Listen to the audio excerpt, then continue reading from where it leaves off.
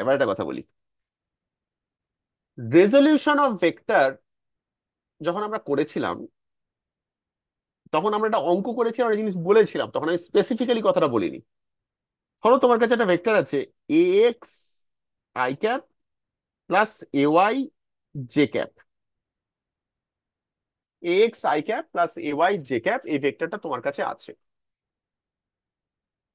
এই ভেক্টরটার ম্যাগনিচিউড তুমি এক্স আর এ ওয়াই এর টার্মে আমাকে বলতে পারবে?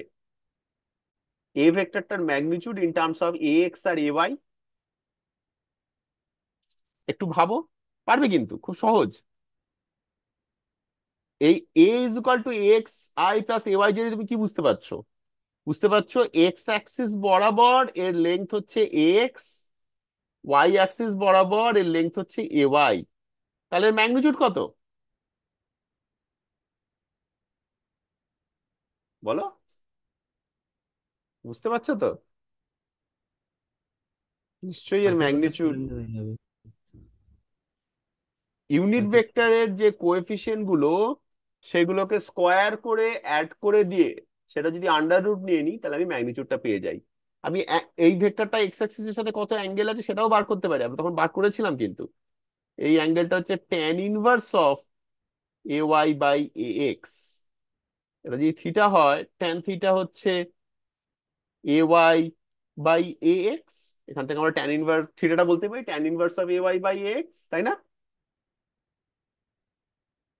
সেম জিনিসটা আমরা থ্রি ডাইমেনশনের জন্য কিন্তু বলতে পারি। যদি ভেক্টরটা এরকম হতো a x plus A y j plus A z k, এটা যদি এ ভেক্টরটা হয়। এটা জাস্ট জেনে রাখো, এটা আমি প্রুফ করছি না, বাট প্রুফটা সিমিলার। ওই যে থ্রি ডাইমেনশনের যে ফিগারটা এঁকেছিলাম, ওইটা ইউজ করে করা যায় এটা।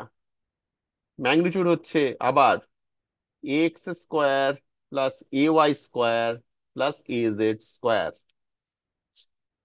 ঠিক আছে? থ্রি ডাইমেনশন যদি হয়, তিনটে ইউনিট ভেক্টর দিয়ে যদি হয়, a x square plus A Y square plus A Z square তার আন্ডার রুট। কোনো কনফিউশন, কোনো প্রশ্ন? তাহলে রেজলিউশন অফ ভেক্টর থেকে কিভাবে ম্যাগনিটিউড পাওয়া যায় সেটা এখান থেকে বোঝা যাচ্ছে।